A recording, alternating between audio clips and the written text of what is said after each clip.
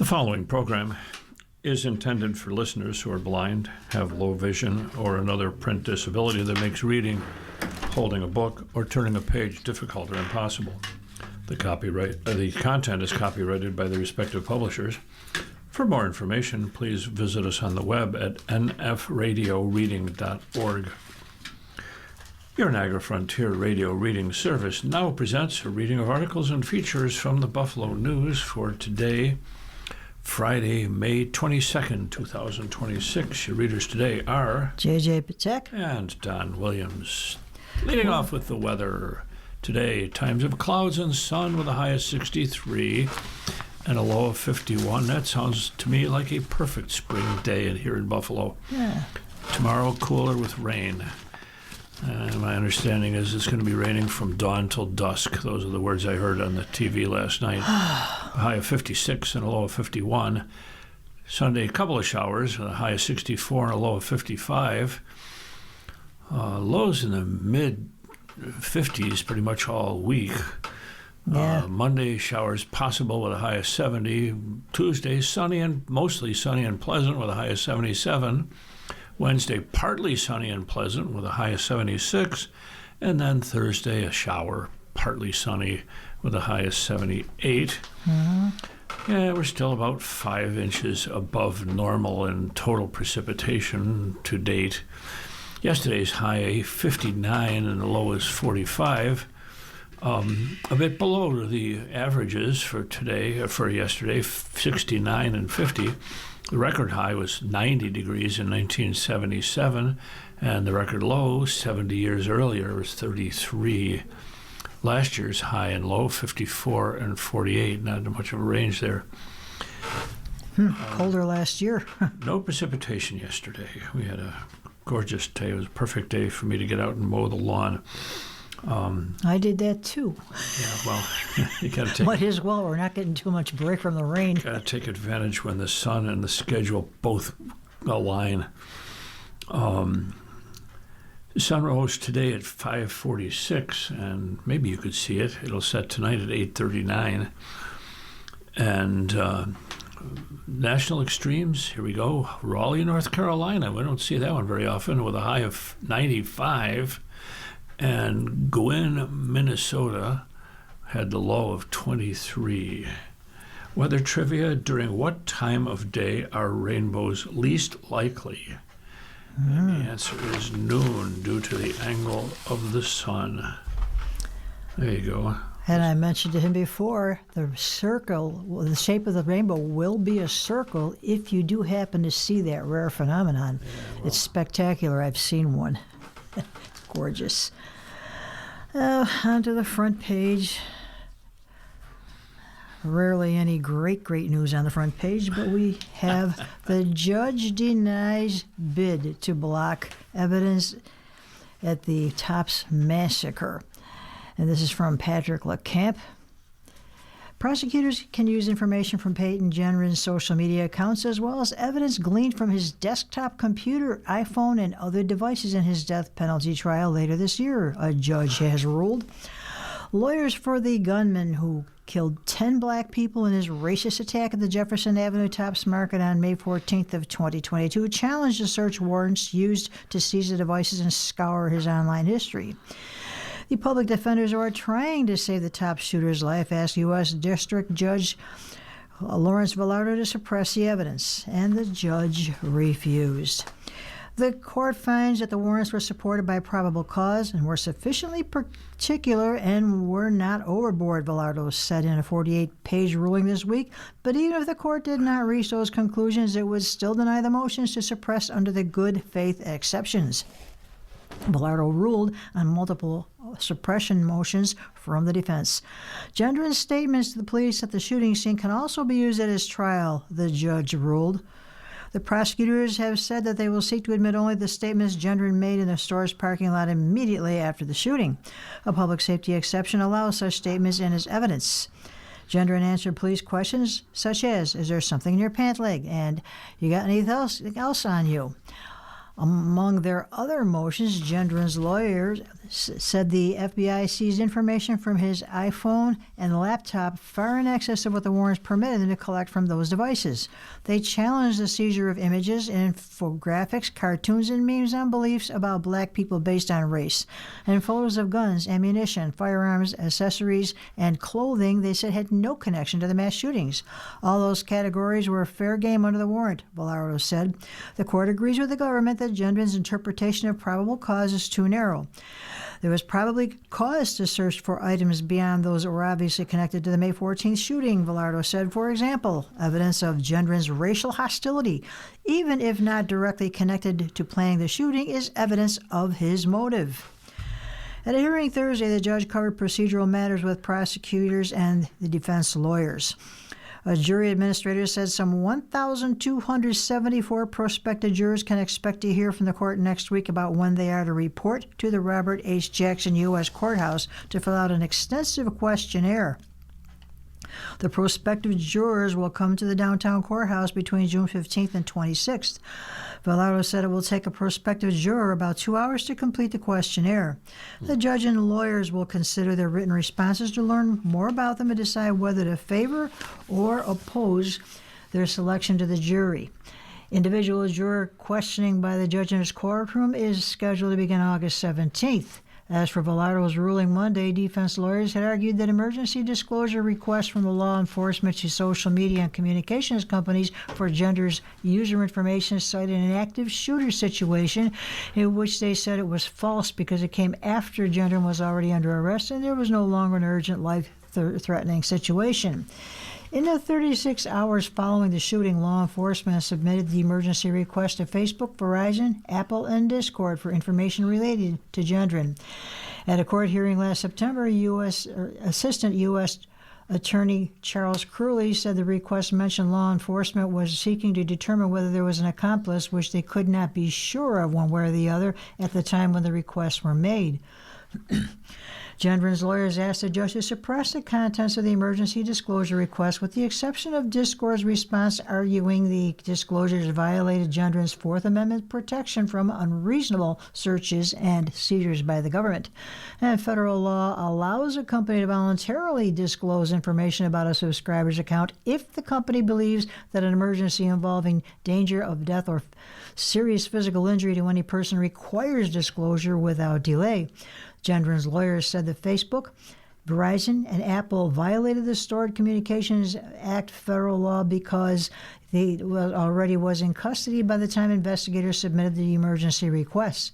Even assuming that the government misrepresented the emergency situation, which the court finds was not the case, the communications providers would violate the SC if only they knew that misrepresentation, Velardo said in his ruling, and there's no evidence of that. Velardo said that the only statement from the government that gave him pause was found in an emergency disclosure request of Verizon indicating an active shooter situation with a possible accomplice outstanding. Gendron's lawyers noted it is undisputed that he'd been in custody for at least a few hours at the time the request was sent, and for that reason, describing an active shooter situation was deliberately misleading. Velardo disagreed. Although one can read the EDR as reporting a current ongoing active shooter situation, it can also be read as reporting a possible accomplice outstanding with connection with what had been an active shooter situation, precisely the status when the EDR was submitted, the judge said, and the crux of the emergency was that law enforcement did not then know whether Gendron had acted alone, Velardo said, and the court is sensitive to the exigencies of facing law enforcement with such situation. Velardo added, the state of emergency for a hurricane does not end the moment the winds die down. Depending on the circumstances, many risks may remain for some time. Here, law enforcement officers needed to know whether there might be an accomplice, and they would have been derelict in their duties if they simply took Gendron's word for it. Gendron already had been sentenced to life in prison without parole on his guilty pleas to 10 state charges of first-degree murder and 3 counts of second-degree attempted murder, among other charges. His trial in federal court, which which will begin no sooner than October 13th, will determine whether he should receive the death penalty or spend the rest of his life in prison. And a federal grand jury returned a 27-count indictment against Genren in July of 2022, and the Justice Department announced in January that it will seek the death penalty. On to you, Don. And it took Judge Villardo 48 pages to rule on that motion from the... Well, they got to do what they got to do, but They got to do what they got to do, yep. I do not understand why. To me, all that was clear. Well, but they have to argue. Well, meanwhile, Ben Tsujimoto reports that not every member of the Buffalo School Board's answer was a rapid yes, but the district's $1.2 billion budget passed unanimously at Wednesday night's board meeting at the Math Science Technology Preparatory School. Giving pause to the board's decisions were changes to the district's culturally and linguistically responsive initiatives, CLRI, department and programming, a move that was railed against by 8 community speakers at the meeting who forecast broad negative implications for the district. They and supportive members of the Buffalo School Board worried that the district was caving to federal aggression toward diversity, equity, and inclusion programs. They also emphasized that Buffalo's teaching force comprises predominantly white suburban women teaching more than 80% minority students. Those sentiments, as well as pleas of community speakers upset by cuts to Native American programming, resonated with the board. I just feel like this was an oversight because it was out of touch, said Janita Eberhardt, vice president of the board, about the reduction targets. I feel that we are not listening to what's going on across the country, and when you make cuts, you have to protect your most vulnerable. Eberhardt pushed for more engagement and transparency between the board and Superintendent Pascal Mubenga in next year's budget process so the board could better express its priorities. We get mad, we cry, we have emotions, and so forth, said Kathy Evans Brown, the board's president. We want to be heard, just like our students want to be heard. Mubenga emphasized that the CLRI and Native American resource programs were not eliminated, and he was hopeful the nature of the district's widespread bilingual offerings could help ease the changes to CLRI. It's not pleasant for the superintendent to cut any positions, Mubenga said. It's been a really tough decision to get to this point. We're just shifting the direction. We want you all to give us a chance to see in a year how well we're doing with this program.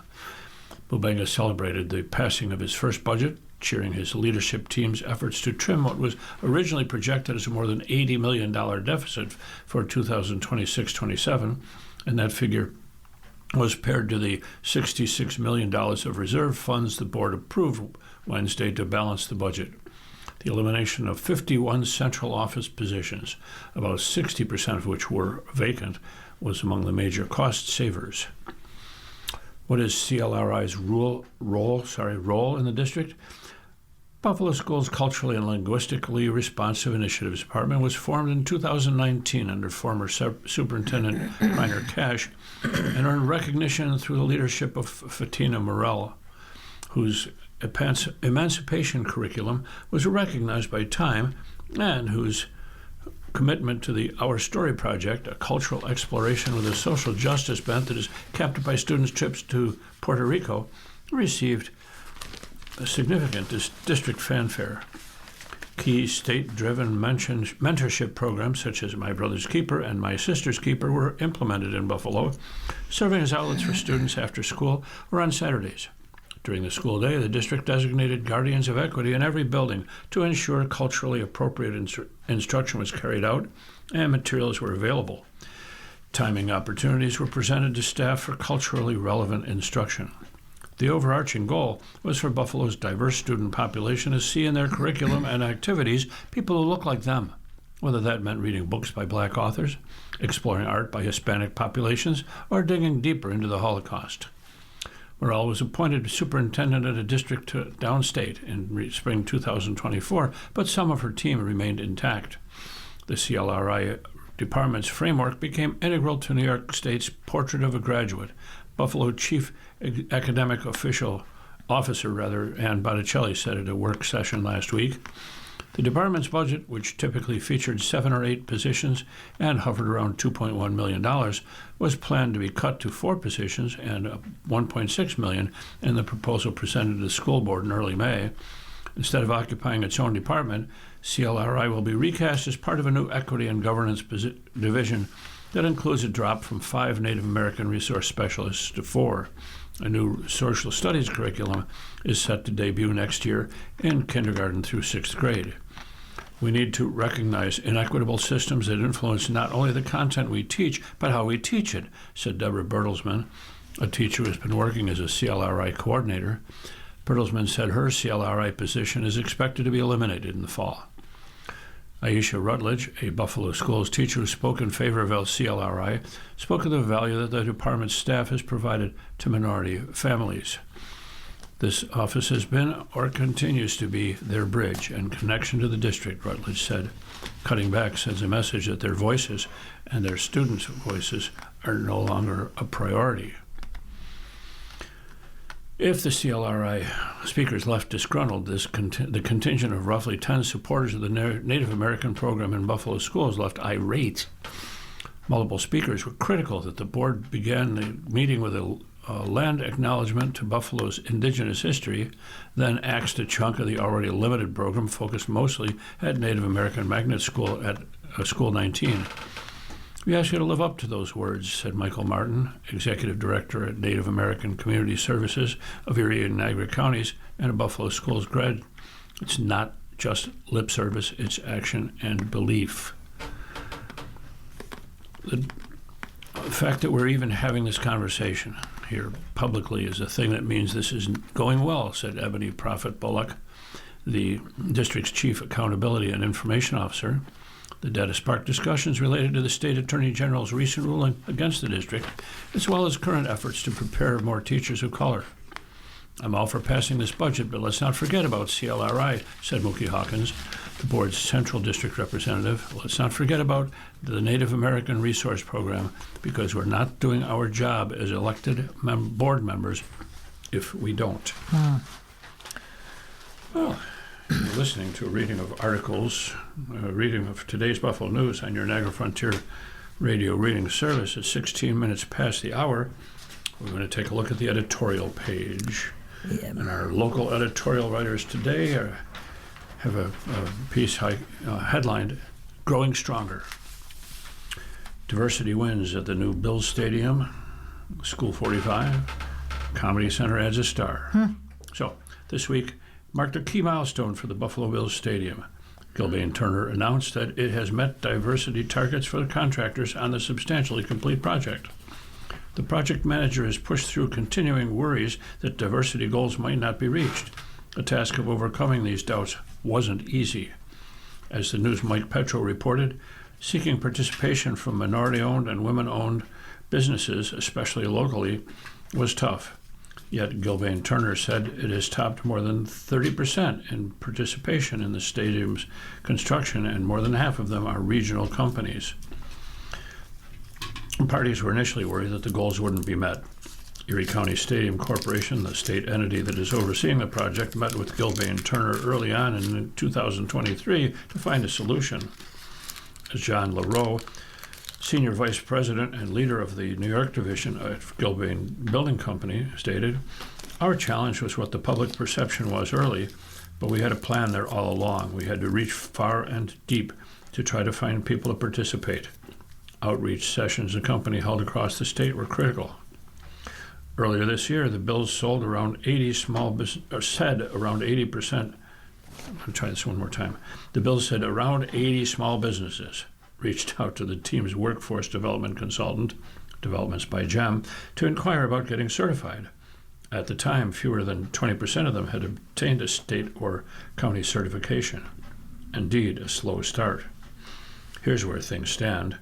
Gilbane Turner is now awarded about 300 contracts to 140 MWBE firms, and that's resulted in almost $500 million in payments to these businesses, with substantially more to come, LaRoe said.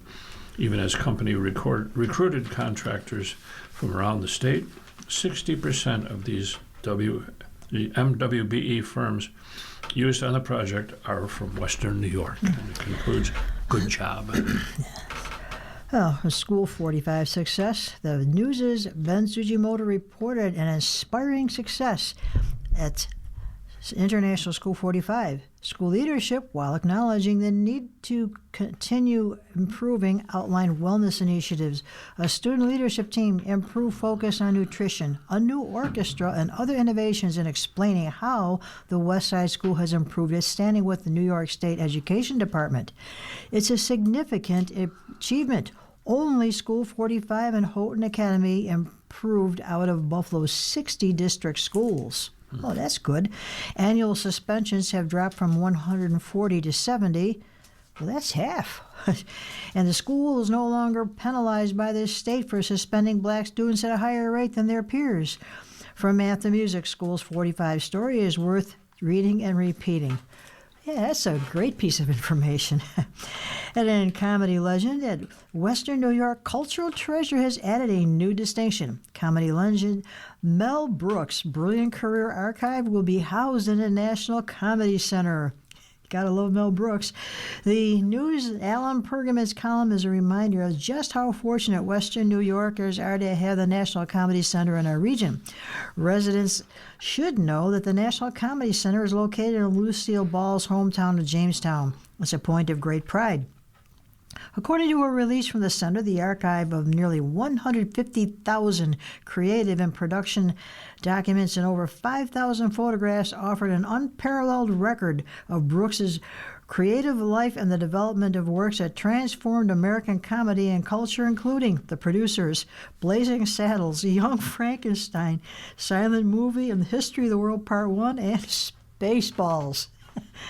The National Comedy Center already holds the archives of Joan Rivers, Carl Reiner, George Carlin, and other comedic legends, and this edition adds even more luster to the center's reputation as a must-visit treasure trove of American culture. You can tell I was trying not to laugh. I've seen most of those. Mm-hmm. And they're making Spaceballs too, by the way. Remaking. I see. Spaceballs too? Don't think I've seen Spaceballs. I missed that one somehow. Oh, that's hysterical. All of the Mel Brooks movies that I have seen were hysterical. Oh, jeez. Turning to the political cartoons, Adam Ziglis has one showing, obviously meant to represent President Trump, overly obese, face replaced by a huge dollar sign, a button on his lapel saying "Stop the Steal." This obviously, and it is captioned "The Slush Fund President," obviously alluding to the recent reporting on how much the president has managed to increase his net worth during his presidency, with insider trading and all kinds of other things. And on the opposite page, Tom Stiglitz of the Creators Syndicate tells us this is a news item: an iconic American beer brand discontinued after 177 years. Born in 1849, Schlitz is gone. It's been not enough sales to justify producing it, is what I read somewhere. When you're out, this is one of their slogans, when you're out of Schlitz, you're out of beer. Yeah. I also remember back in the day. Oh, yeah. They said that's the beer that made Milwaukee famous. And it was parodied as Spitz, the beer that made Milwaukee jealous. I remember that one on one of the predecessors to modern humor. It was that was the week that was, which that was horribly funny, and most people don't even remember that one. It was also parodied in Wisecrack about a softball beer league, the beer that made Milt Famey walk us. Yeah. I'm wondering if somebody will pick that up and do something with it. Well, we'll see. We'll see. From Daniel DePetris, Trump's irrelevant Board of Peace is headed nowhere. Somehow Trump and Board of Peace Anyway, in February, 3 months after his administration facilitated a ceasefire between Israel and Hamas that helped break 2 years of full-scale war in Gaza, President Trump strode into the stage at Washington with pep in his step. Optimistic about the future and confident of his own negotiating abilities, he addressed the so-called Board of Peace, the international consortium designed to turn Gaza from destruction to abundance, like he was at a ribbon cutting inaugurating a new building in Manhattan. What we're doing is very simple. Peace, told the group. It's called the Board of Peace, and it's all about an easy word to say but a hard word to produce. Peace, but we're going to produce it. Okay. Trump's words have proven prophetic. Peace, it turns out, is indeed very hard to produce. 7 months after the ceasefire arrangement was struck, progress toward peace has been afflicted by repeated roadblocks. A lack of attention and stubbornness of the combatants who continue to wager that a return to large-scale war is a more likely outcome than a negotiated settlement. The Board of Peace, Trump's pet project, increasingly looks like a diplomatic equivalent of an appendix, an organ useless to us. On paper, Trump's 20-point peace plan in Gaza is a level-headed document with noble goals: demilitarize the Palestinian enclave, build it up, and gradually turn the area over to Palestinian officials who would prioritize caring for their people over fighting Israel. The plan is prefaced on reciprocity. In exchange for Hamas giving up its weapons and newly vetted Palestinian police officers taking charge of security, the Israeli military would fully withdraw from Gaza, and this, in turn, would allow internal reconstruction efforts to occur at scale. In terms of governance, an interim Palestinian administration would rule over Gaza under the supervision of the Board of Peace until such time as the Israelis and Palestinians are ready for final status peace negotiations. Unfortunately, the most well-crafted agreements don't mean much if the implementation is poor. In the context of Gaza, poor is likely too generous a word.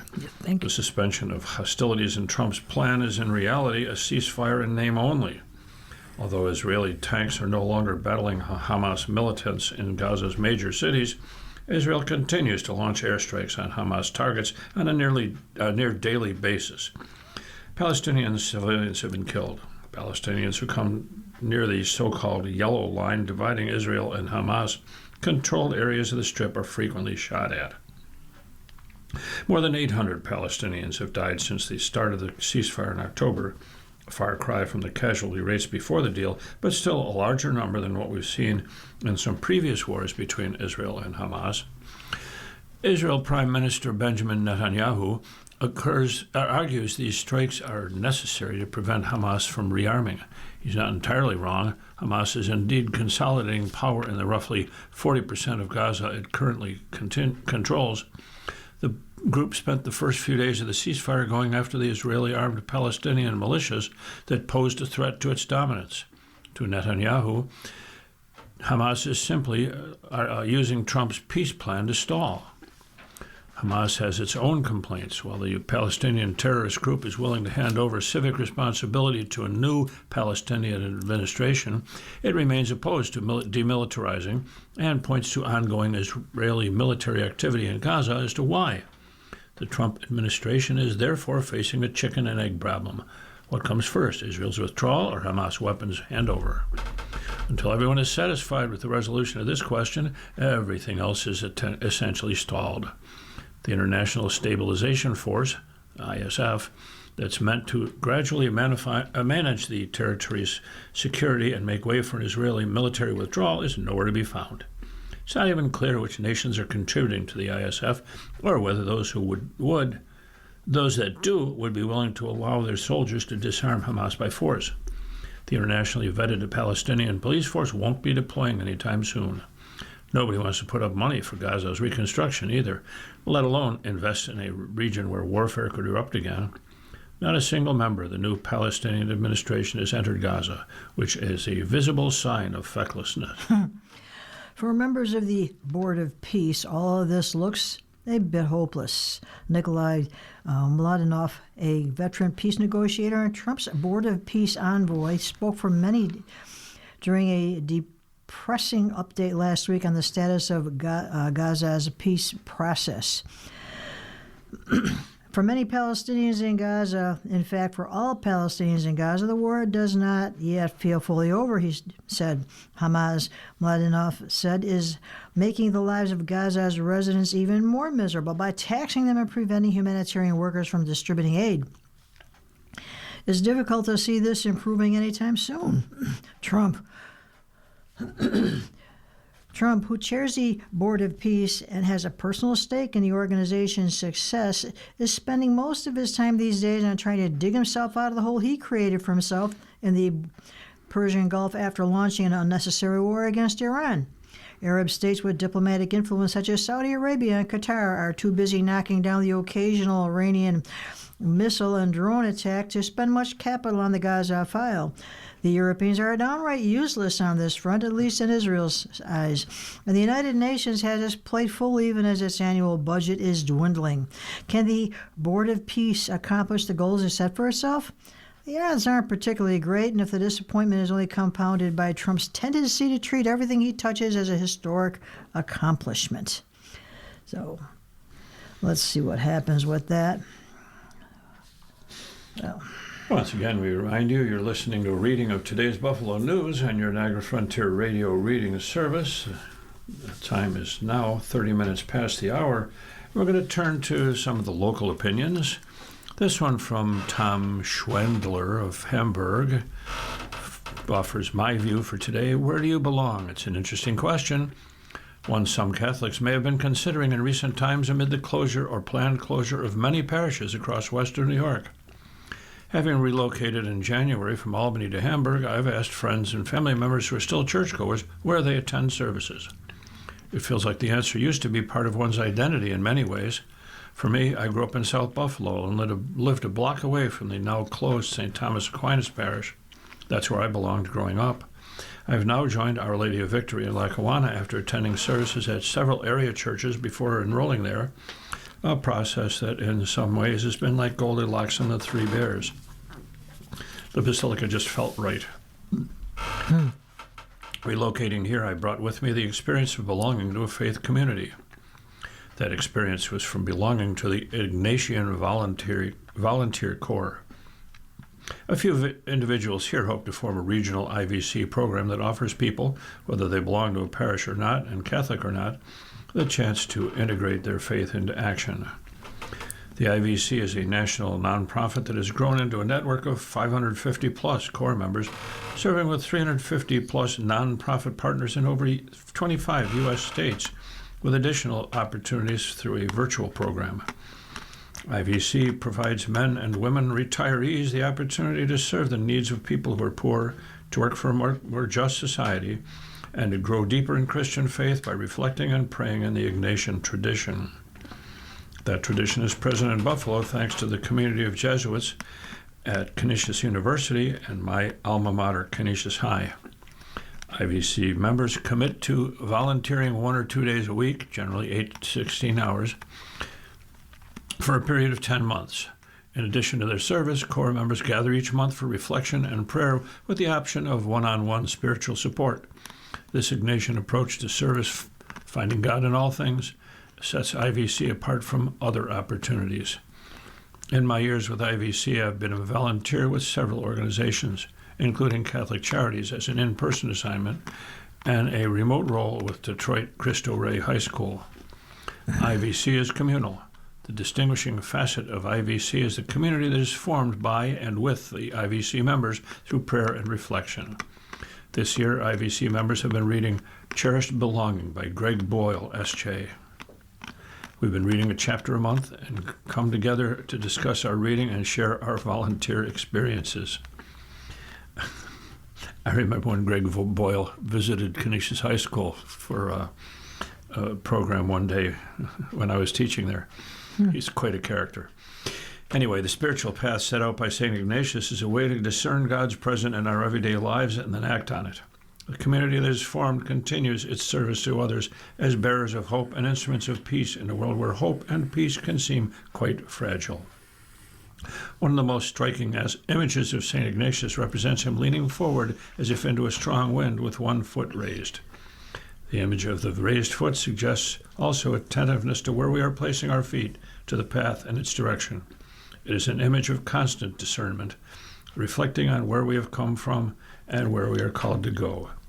Learn more about IVC at ivcusa.org. Yeah. That's from Tom Schwendler of Hamburg. Now of Hamburg, anyway. And from another voice, an article that resonates with me. I'm suffering because of plastic pollution. It's an environmental article from Mitch Nowakowski. Pass legislation to fight plastic pollution.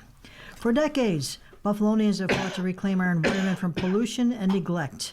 In 1966, President Lyndon B. Johnson traveled to Buffalo to announce federal efforts to clean up America's waterways, pointing to Lake Erie and the Buffalo River as symbols of what industrial pollution had done to communities like ours.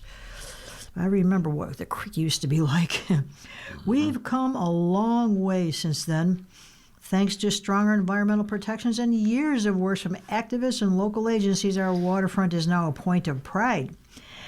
But while the chemical waste of the past may be gone, a new form of pollution has taken its place: plastic. Walk along the Buffalo River just after a storm and visit many of our parks and commercial corridors, and you'll see it everywhere. Bottles, wrappers, bags, food containers, and other debris collecting in our neighborhoods and waterways. Cities like Buffalo are being forced to clean up a mess we didn't create. Our sanitation crews pick up the trash. Taxpayers cover the cost. And too often, my constituents are left to bear the burden.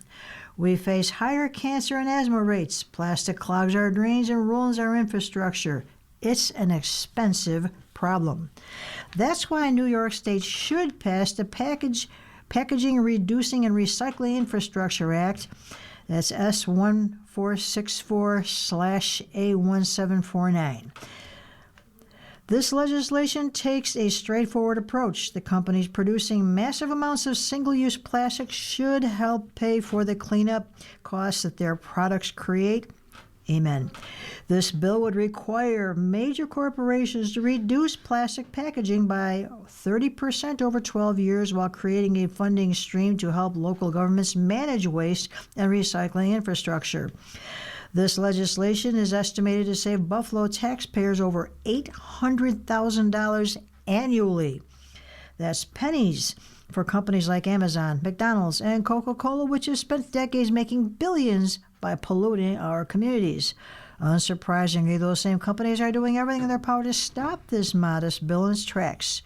Over 100 of the world's biggest companies have spent millions lobbying against the bill.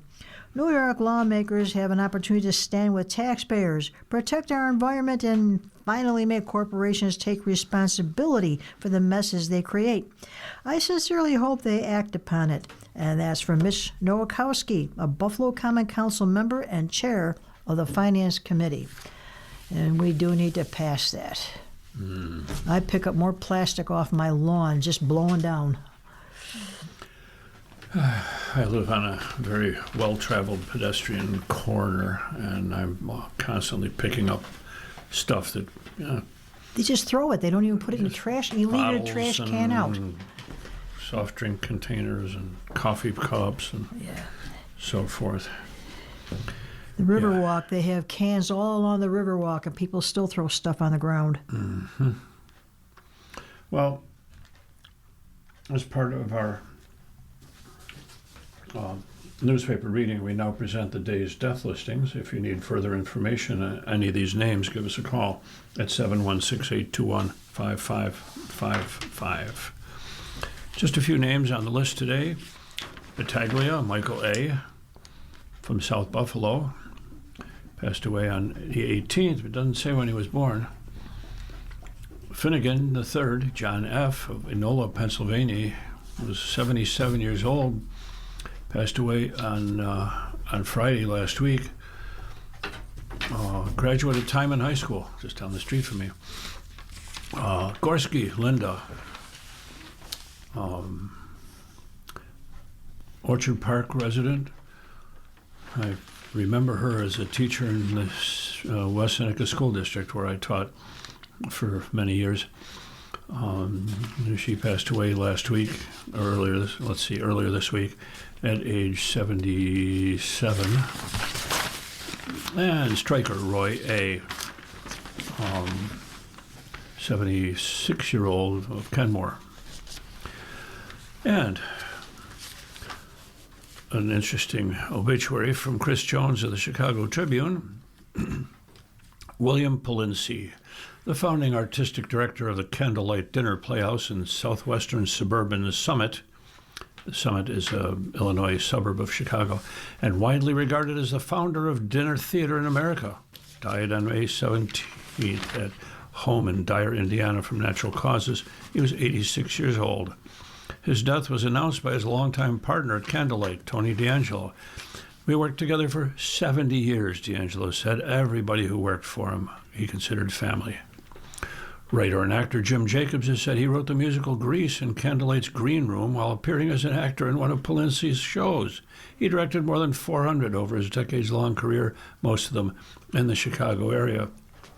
Polinsky was born in September 1939 and raised in Summit. Along with directing, he was known for launching and nurturing talent. An incomplete roster includes the likes of Mandy Patinkin, Joe Mantegna, Shelley Long, John Riley, Hollis Resnick, Mike Nussbaum, Paula Scrofano, and John Rieger. Polinsky and D'Angelo would study together at Catholic University of America, first opened a Candlelight Theater in Washington, D.C. in 1959 when they were barely done with college. We offered people dinner and a show for $3.95, said D'Angelo, located 3 blocks from the White House. The youthful duo replicated the idea in Chicago in 1961, moving what they called the original dinner playhouse to Summit and spending the rest of their lives in the area. Unpretentious and affordably glamorous, Candlelight, first located at 5508 South Archer Avenue, not far from Midway Airport, became a multi-generational fixture in the lives of many in Chicagoland, having been built on land that had been owned by Polinsky's grandfather. Polinsky's mother, June Polinsky, would direct there in the early years. The success enabled Polinsky to move in 1964 to a new location on South Harlem Avenue, a theater with 550 seats, turning him into a serious theatrical producer. The Forum Theater was added to that location in 1973, allowing Polinsky to do edgier fare without table service. At the Candlelight, waiters would serve cocktails, appetizers, and entrees, prime rib and chicken breast being fixtures on the comforting menu. Prior to the show, as patrons sat at tables surrounding a small theater in the round that Polinsky would stack with actors, accompanied by a live orchestra. Dessert typically would be served at intermission. Thanks to D'Angelo's background as an electrical engineer, his designs are credited simply to D'Angelo. The theater was amply equipped with stage hydraulics, scenery on wagons, and lighting equipment in the mezzanine, unusual at the time. Alas, the theater went bust in 1997 after 36 years of operation, after a bank called in a loan. At the time of its closing, which came as a shock to many of its fans, the prime rib was still in the coolers. Aside from long runs of such shows at Fiddler on the Roof, Man of La Mancha, and Little Shop of Horrors at the Candlelight, Polinsky also directed a notable show based on former Tribune columnist Mike Royko's book on Mayor Daley, Boss, as the inaugural production at the Forum Theater. He also helped reignite national interest in Stephen Sondheim's Follies. The Forum also ran the late John Powers play Do Black Patent Leather Shoes Really Reflect Up for a remarkable 4.5 years. Many more of his productions transferred far beyond Chicago. Polinsky is survived by his son, Jamie Polinsky, and his former wife, Amy Silvestri, and funeral services are pending. Well, I guess I owe him some thanks for the invention of dinner theater. I've had a wonderful time attending a dinner theater here in Buffalo, and a couple of summers ago, I actually got a chance to act in one of the shows there. Yeah, I've done a couple of those myself in years gone by. Again, if you have any questions about any of the names you heard, 716-821-5555 is the number to call. Let's see, where are we? Horoscopes? Let's move on to horoscopes. Got a couple things to catch up on, but we'll do that.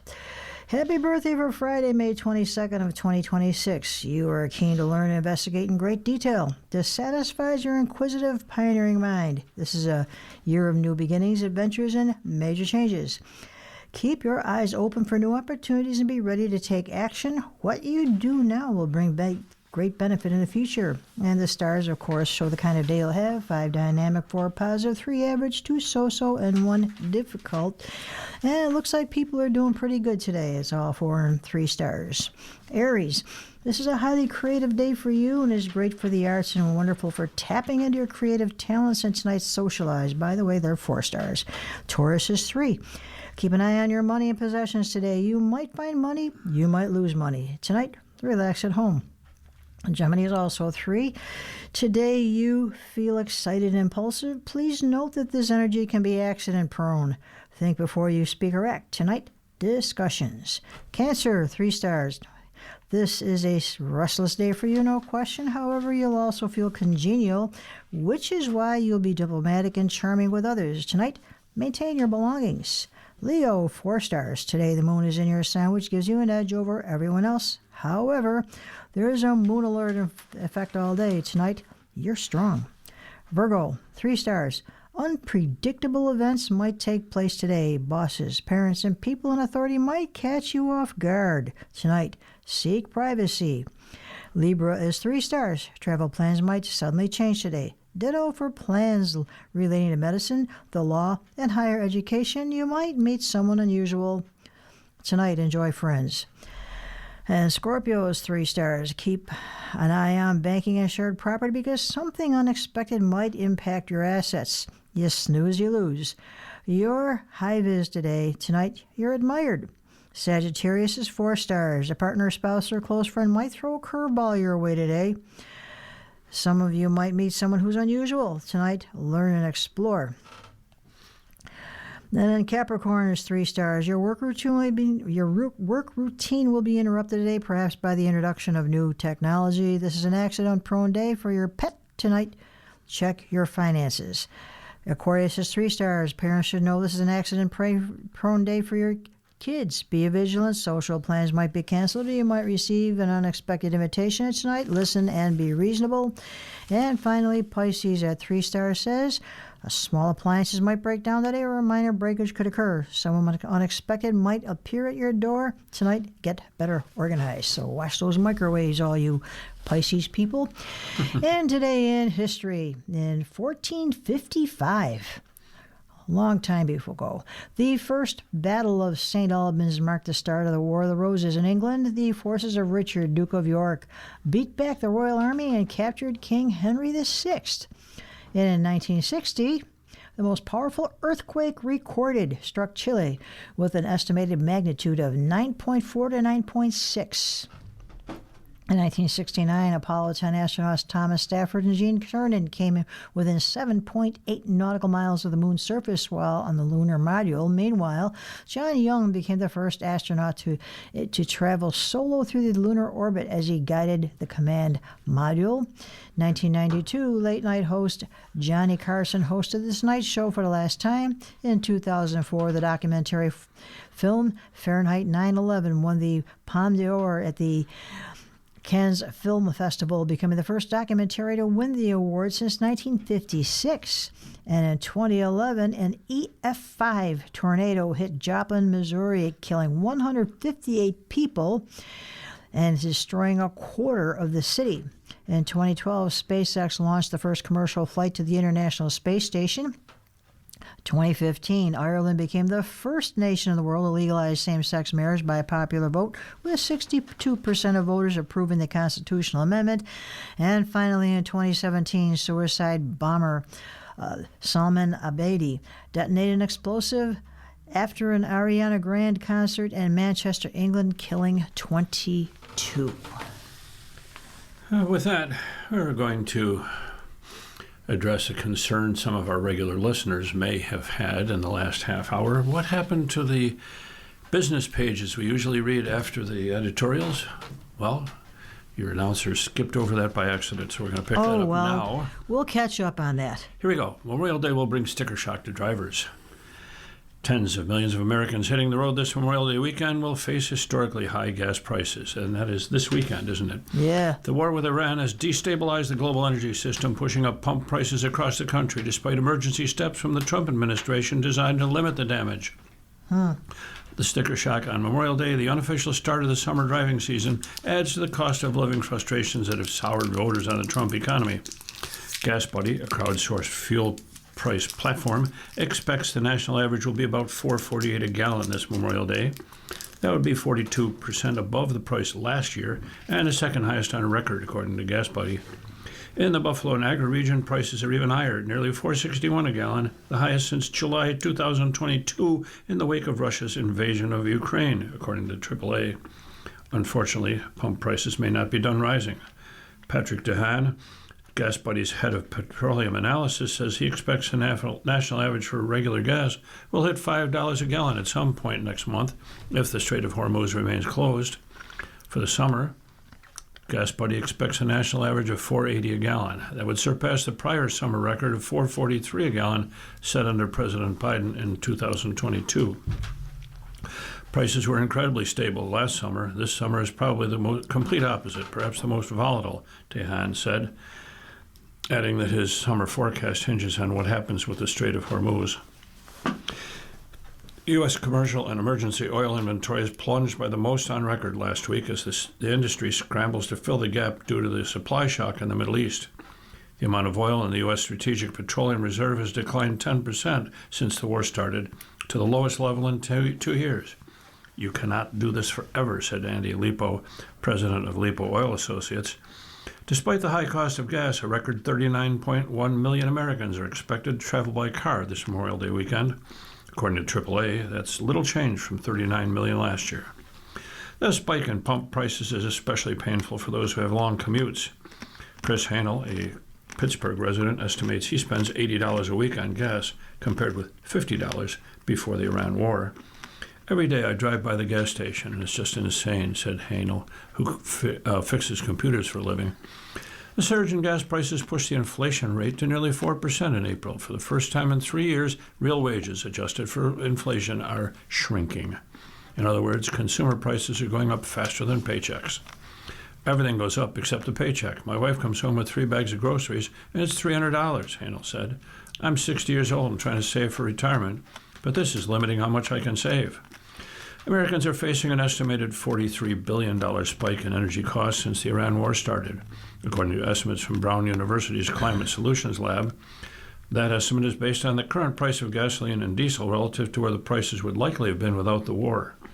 Gasoline alone is now costing consumers about $24 billion, amounting to nearly $200 per household, according to the Brown research. The vast majority of Americans, 75%, say the war with Iran has had a negative effect on their finances, according to a CNN poll released last week. A majority of Americans disapprove of President Trump's handling of gas prices. On Tuesday, he dismissed the spike in gas prices. This is peanuts, Trump told reporters. I appreciate everybody putting up with it for a little while. It won't be much longer. Keep saying that. What? It'll be What over is he soon. calling peanuts? Okay. Trying to read the paper. Okay, from Alicia Wallace of CNN, teens seeking summer jobs may be out of luck. This summer is expected to be the worst on record for teen hiring, according to the latest forecast from Challenger, Gray and Christmas. The outplacement and consulting firm projected that an estimated 790,000 jobs would go to teen workers in May, June, and July, landing below last summer's record low 801,000 teen jobs added, according to the Bureau of Labor Statistic data not adjusted for seasonality. If this summer's hiring expectations were to play out, that tally would set a fresh record low. Job growth has slowed significantly across the U.S. labor market following the post-pandemic economic rebound. Part of that slowdown is due to causes more structural in nature, notably aging demographics and immigration slowdown and technology adoption. However, other factors have also hampered hiring. The unwinding of post-pandemic labor hoarding practices, high uncertainty because of inflation, tariffs, policy shifts, geopolitical developments, and interest rates, and, most recently, the oil shock and other ripple effects from the Iran war. What's resulted in a low-hire, low-fire labor market where turnover has stalled, leaving few opportunities for unemployed workers as well as those looking for their first job. Teen workers are facing a slew of challenges this summer, including inflation, oil prices, artificial intelligence, older workers taking part-time jobs, and seasonal roles, and competing extracurricular activities, said Andy Challenger, Chief Revenue Officer at Challenger Gray and Christmas. This isn't the teen workforce of the 1980s, Challenger said in a statement. Today's 16, 19-year-olds are balancing AP coursework, caretaking for their families, club sports that run year-round, summer enrichment programs, paid internships, and online side hustles. For many families, the calculation of around a traditional summer job has changed. Rising fuel costs and inflation are squeezing budgets both for consumers as well as the businesses who hire teens, he added. When margins tighten, summer hirers will wait for the demand to dictate hiring, Challenger said. I remember finding summer jobs and you'd grab what you could. Mm-hmm. I had some interesting ones over the years. Of course, being a teacher, I had the summers free. I spent my school years and my teaching years with many different summer jobs. Mm-hmm. Touring Niagara Falls was one of them. That was great fun. Didn't pay a whole lot, but it was a lot of fun. Well, there's an analysis here from Reuters. SpaceX's record-shattering IPO has given Wall Street the kind of spectacle it has craved since the pandemic-era listings boom. But the once-in-a-generation market event may offer little insight into whether the broader IPO market is truly back. The IPO is expected to capture the imagination of retail investors with a rare mix of sci-fi ambition and Silicon Valley hype, marrying promises of Mars exploration with bets on an AI infrastructure and data centers in space. But investors should not look at it as a bellwether for the broader IPO market because the company has little in common with a typical IPO candidate. More than half a dozen analysts and industry experts told Reuters. SpaceX is so large and extraordinarily valued that it doesn't lend itself as a normal test for the IPO market, said Luke Muehlbauer, IPOX research associate. The IPO market is reopened, but the appetite is still concentrated in companies that match strong thematics such as industrials, AI infrastructure, defense, energy, and parts of biotech. A SpaceX listing is expected to raise more than $75 billion at a valuation of roughly $1.75 trillion, would dwarf every IPO on record and propel total U.S. IPO proceeds to their highest level since 2021, according to a Reuters analysis of DealLogic data. A deal of this scale could drain liquidity and investor demand from the market, pushing other IPO hopefuls to the sidelines, industry experts and analysts told Reuters in April. The wider narrative has been that some companies have accelerated their IPO plans to get ahead of SpaceX, which is momentum that could continue as issuers try to go public before the listing absorbs a large share of investor attention next month, Muehlbauer said. SpaceX's IPO isn't a market signal given how unique it is in terms of scale and scarcity. Index providers have had to bend or change their own rules to accommodate a company with such a large market cap, NX's Welch Jacobson said. The U.S. IPO market has remained stuck in a prolonged slump since the boom years of 2021, turning SpaceX's expected listing into a defining moment for Wall Street hopes of a recovery. You're listening to a reading of articles in the Buffalo News for today, May 22nd, 2026, on your Niagara Frontier Radio Reading Service. We'll return for more readings after this short break. Your readers today are J.J. Patek and Don Williams. If you're listening to this publication online, you're probably using our website, a podcast player like Spotify or iTunes, a streaming service like Siro, or a smart speaker. Did you know that we now have a dedicated app that can be downloaded to any mobile device, like a smartphone or tablet, for free? App users can conveniently access our live stream and any episode of our podcast easier than ever. To download the app, just type NFRRS in the search window in the Apple App Store or in the Google Play Store. Contact us anytime if you have any questions by calling 716-821-5555, extension 5. Thank you.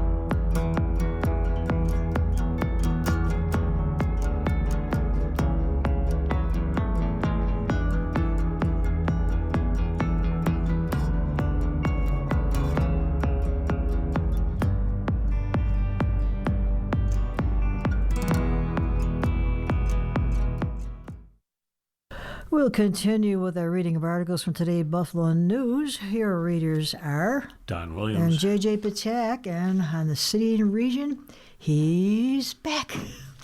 Granville charged after gun is found in crashed vehicle. From Aaron Bessiker.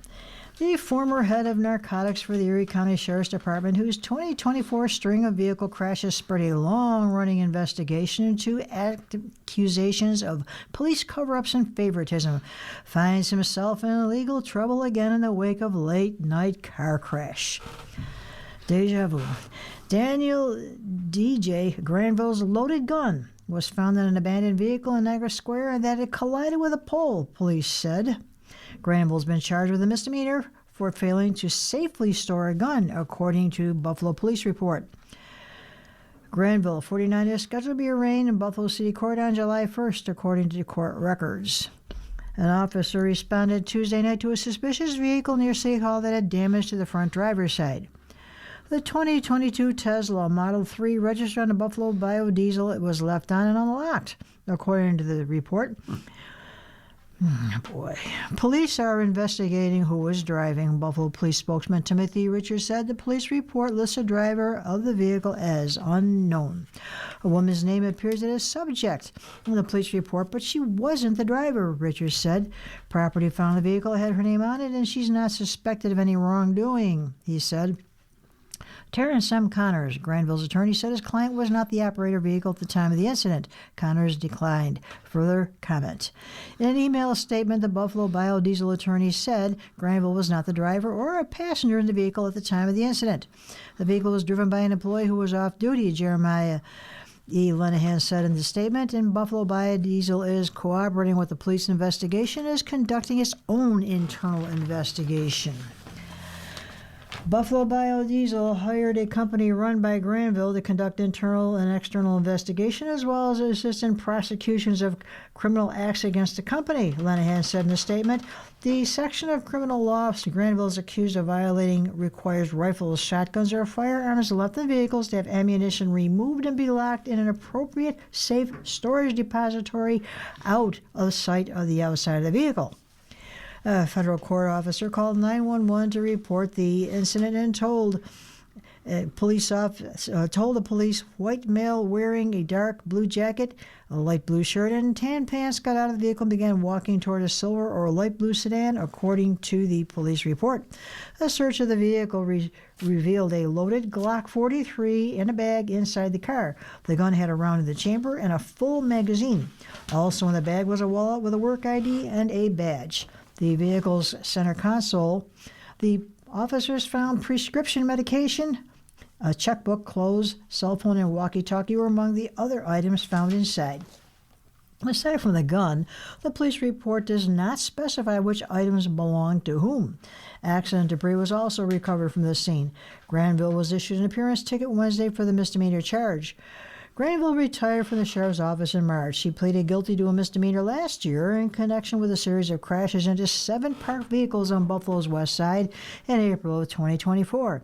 His sister-in-law, who responded to the crash scenes, was demoted from lieutenant to detective sergeant at the end of last year.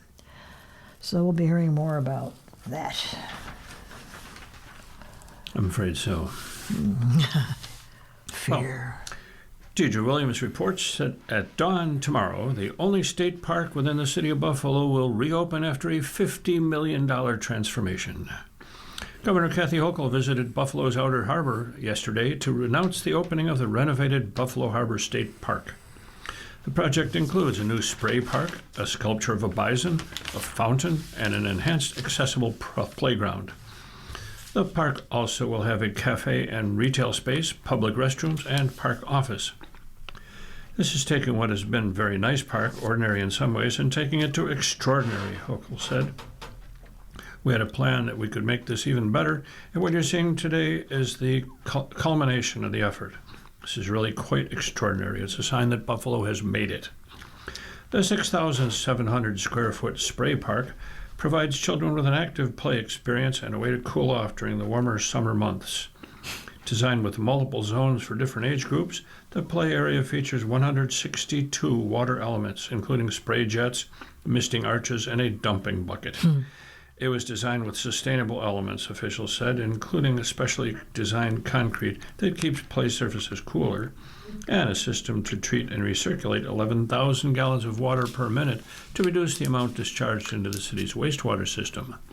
This prey park will be open 11 a.m. to 8 p.m. daily, weather permitting. The centerpiece of the project is the bison sculpture by artist Heikki Hopen. The sculpture is composed of 2,000 individual stainless steel birds, representing 15 bird species native to New York State.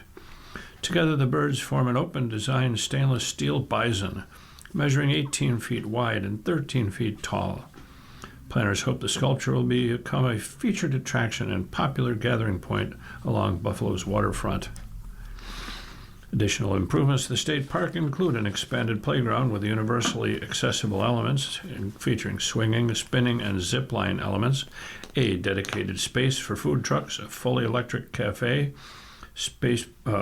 retail space, a park office with public restrooms, and multi-use space. There will also be native plantings throughout the park and updated park furnishings, including pergola swings overlooking the harbor.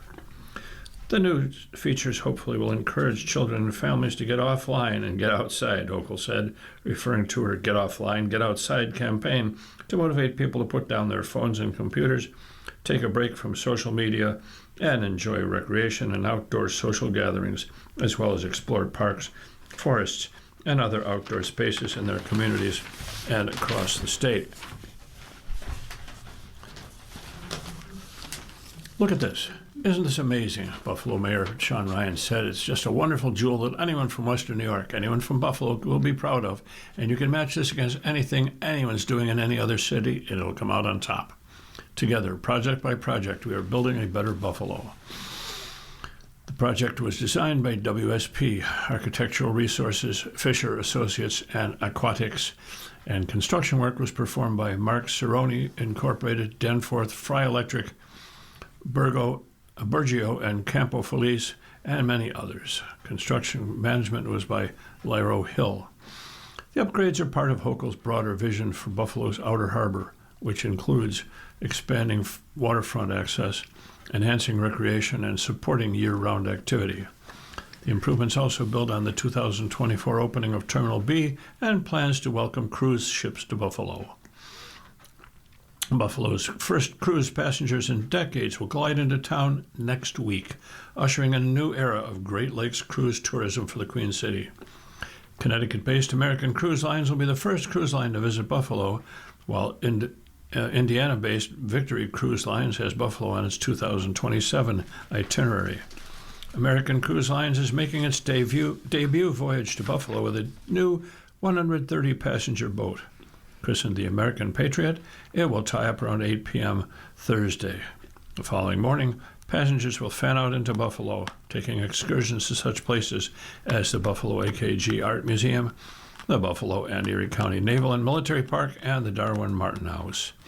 A permanent docking terminal and U.S. Customs facility are planned for Buffalo's outer harbor along the south berth of Slip 2 on Furman Boulevard, on the site where the former Pier restaurant was demolished in 2007. Construction has not begun on that site, but is expected to be completed by the summer of 2028. Well, that's going to be pretty exciting. I think so. We have a great waterfront, and I'm glad they're doing things with it. Indeed. Now, if they would fix the parking problem. Dream on. One can hope. The judge gives Hain probation for Canal Fest thefts. This is from Stephen Watson. Carrie Hain could have received several years in prison when she was sentenced for stealing $27,000 from Canal Fest of the Tonawondas.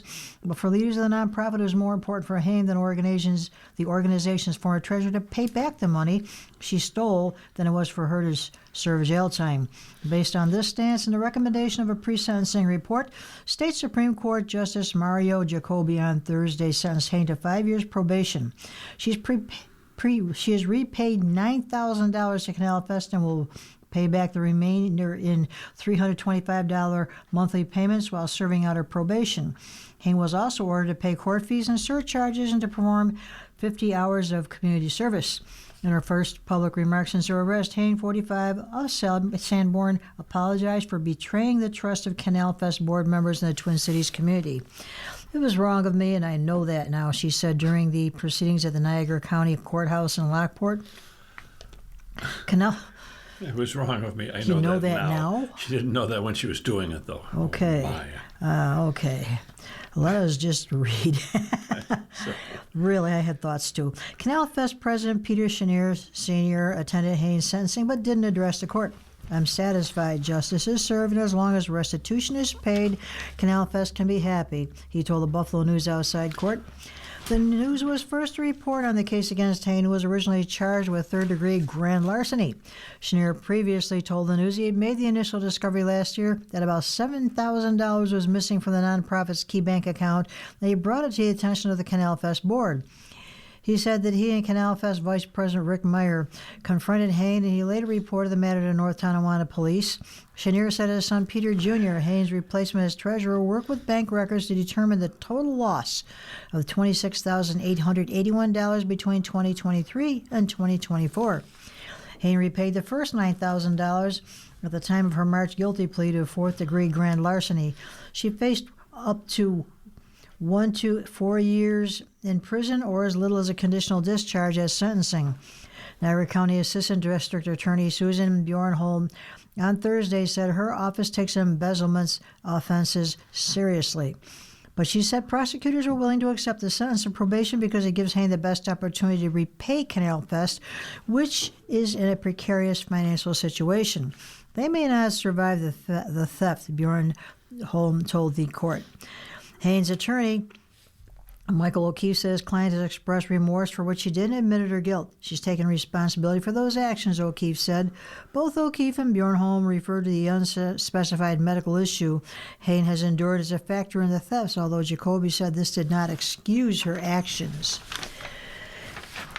It's pretty clear this has caused substantial harm, Jacoby said of the thefts. However, he pointed to the position of Canal Fest leadership in the pre-sentencing report's recommendation and Hain's prior lack of a criminal record in sentencing her to probation. Hain has also returned a computer and other items owned by Canal Fest as she had kept at home because of her former position with the organization. The participants in Thursday's proceedings didn't detail how Hain spent the stolen money. Afterward, Bjornholm said it's her understanding Hain used the funds on household expenses that arose as she coped with her medical condition. Hain and O'Keefe declined further comment outside court. Hain's husband, Wally, has served on the Canal Fest board, but he stepped down after her arrest. Canal Fest officers have previously said the thefts by Hain were a blow, but they did not significantly damage the nonprofit's finances. Canal Fest has faced financial challenges recently, and earlier this year announced it was moving the 2026 edition of the event to Gratwick Riverside Park in North Tonawanda from its longtime home along the canal in North Tonawanda and the city of Tonawanda. This year's festival runs from July 19th to the 26th. Well, that's a pretty good amount of room up there at Gratwick Riverside. I don't know how that's going to pan out. I liked where it was because I could walk. It was a long walk, but I could walk there, and it was fun. But we'll see. It was a bit of a long walk from where you live. That was a bit of a walk from where you live. Oh, yeah, it's 6 miles. Something like that. I don't know if I can do that these days, but back then, yeah. Well, Mike Petro reports that Buffalo Bills star quarterback Josh Allen helped raise more than $140,000 for the Patricia Allen Fund last season by wearing New Era Cap Company hats designed by Golisano Children's Hospital patients during each of the Bills' 9 home games. And now he has a chance to make an even greater impact for a fund that has already raked in almost $17 million for the Children's Hospital with another hat release announced by New Era Cap Company yesterday, which also happened to be Allen's 30th birthday. On Wednesday, while Allen was in town for the team's organized team activities, he visited New Era Cap headquarters in Buffalo to present the final check that will go towards supporting the pediatric critical care team at the hospital. All 9 families from last season's Billustration campaign were in attendance, along with Chris Cook, CEO at New Era, and Danielle Cook, Executive Director at New Era Cap Foundation. The final check was for $140,230. Last year's illustration campaign with New Era made every tunnel fit a truly memorable one, and I was proud to showcase each patient's creativity on game day, Allen said in a statement. We heard the public's overall demand to get their hands on one of these caps, and I think this release answered that call, he added. New Era released the 2025 Billustration Recap, a limited edition hat combining the designs from all 9 caps Allen wore last season, now combined into a single collectible style available for public purchase. The cap features designs by patients Jackson, Mackenzie, Charlie, Brian, Carson, Max, and Ben, Ruby, Nico, and Morgan, and will retail for about $50, with every purchase further benefiting the Patricia Allen Fund. After each game, the cap worn was signed by Allen, authenticated by the Bills, and then auctioned off to the public, with proceeds going to that Patricia Allen Fund. The Patricia Allen Pediatric Recovery Wing was named in honor of the fundraising effort that began with thousands of $17 donations after Allen's grandmother died in November 2020 and continues to raise funds to this day. Seeing all 9 designs come together on this recap is really special, and knowing it will continue to support the Patricia Allen Fund and the amazing care provided at Golisano Children's Hospital makes it even more meaningful. Before the 2025 NFL season, Allen expanded his long-standing partnership with New Era by becoming the first ambassador to receive an investment stake in the company and earning a new title as its first-ever Director of Illustration. Allen is an active venture capital investor and a brand ambassador with significant visibility, raking in the 3rd most sponsorship dollars among NFL players. Following his MVP award in 2025, Allen has become one of the most popular pitchmen in the NFL, and during last season represented at least 7 brands running ads on TV, according to iSpot, including commercials with Pepsi, New Era Cap Company, Wonderful Pistachios, Gatorade, SoFi, Pizza Hut, and Snickers.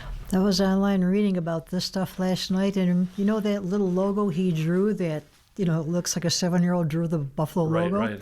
They've made it into a little stuffed animal. Yes, they have. It's hilarious, and now somebody's made a little crochet stuffy that I'm seriously thinking about asking someone I know to crochet for me. It's truly funny. Uh-huh. Well, you're listening to a reading of today's Buffalo News on your Niagara Frontier Radio reading service. The time is 17 minutes past the hour, and we're going to read from sports. Yay. Actually, continuous sports. Josh Allen is sports. Under rough. Sad to say we're out of the running with the Stanley Cup. Mike Harrington tells us under Ruff, window for Stanley Cup is wide open. Lindy Ruff has a new contract from the Buffalo Sabres and is very well deserved. He pushed so many of the right buttons over the final 53 games of the season when the Sabres were the best team in the NHL. He did it again in the playoffs when he schooled first-year Boston coach Marco Sturm and went head-to-head with Montreal's Martin St. Louis all the way to overtime of Game 7. But Ruff didn't want to be at his end-of-season news conference early Wednesday evening, even though his 2-year extension was a major talking point. Probably didn't want to be home in Clarence on Thursday night either. He's adamant that his team and not the Montreal Canadiens should be on the ice at Lenovo Center in Raleigh, North Carolina, playing in Game 1 at the Eastern Conference Finals against the Carolina Hurricanes. I'm not really happy to be here today. I'd rather be someplace else, Ruff said in his opening remarks. Ruff, of course, has never gotten over that Game 7 loss to Carolina in the 2006 Eastern Conference Finals, and nor should he. Even with an injury-ravaged defense, the Sabres took a 2-1 lead in the third period before falling 4-2. To this day, everyone in Western New York who's old enough to remember feels the Sabres were winning the Stanley Cup had they won that game. The 06 Edmonton Oilers were a freakish conference champion and somehow got the Cup final to 7 games before losing to Carolina. The Sabres would have skated the Oilers into the ground. That 2006 title was and has remained the one that never shouldn't have got away from the Sabres. I covered the home games in that series, and over the years, the Carolina stories have come up here and there with Ruff. Notably, the shock of learning Jamie Key's leg infection was knocking him from the Game 7 lineup. Ruff obviously wanted to win a cup in Dallas and New Jersey, but it pales in comparison to how much he wants to do it here. He wanted to come back for another shot after he got fired in 2013, but didn't get the chance to try when former general manager Jason Botterill didn't hire his old coach and foolishly passed him over for Ralph Krueger in 2019. Terry Pegula and Kevin Adams righted that wrong when they replaced Don Granado with Ruff a little over 2 years ago. And it's only taken 2 years, and the Sabres are back in a big way, and Ruff is behind the bench. Monday night's Game 7 was still only round 2 and still would have pushed the Sabres only halfway to the Cup. But what would have been an opportunity would have been for Ruff. I really believe we were winning the game, Ruff said of the showdown at the Canadiens. I really believe as soon as we tied the game on Rasmus Dahlin's third period goal that we were winning. I still have this vision that we're going on in 2-on-1 with Tage Thompson and Zach Benson in overtime and the game's over. That was our big opportunity, and I get to go back to Carolina. Ruff had that chance against Carolina with New Jersey in the second round in 2023 and lost in 5 games, with the winning goal coming on a power play in overtime. What was a penalty? Delay of game on defenseman Jonas Siegenthaler for shooting the puck over the glass. Talk about a Sabres fan's nightmare. Ruff lived it again. Just like what befell the Sabres in Game 7 in 2006 when Brian Campbell misfired a puck out of play and current Canes coach Ron Brind'Amour finished it out of Rory Fitzpatrick's feet for the tie-breaking goal on the ensuing power play. We flipped the puck over the glass and lost, and that was like any other dagger in me, Ruff said. Ruff is 66 and still has the fire. His wife, Gabe, whom he playfully dubs his top assistant coach, was all for him pushing ahead as well. The Pegulas have always remained big Ruff fans, even after they fired him. New general manager Jarmo Kekalainen is as well. The second half and the playoffs really rejuvenated Ruff. I really felt proud of the battle of our team, the desperation, some of the situations they faced for the first time, he said. I can tell you I was proud of the way they handled it for a group that has never been there before. Ruff said in exit interviews this week that were mostly quiet.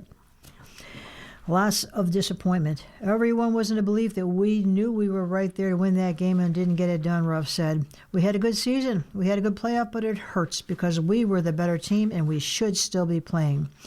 The Sabres have started both of Ruff's return season 0-3. No one is taking them lightly anymore either. When that puck drops for real in September, remember, it's an 84-game season now with an earlier start to the schedule. They can't play as if they're just picking things up from May.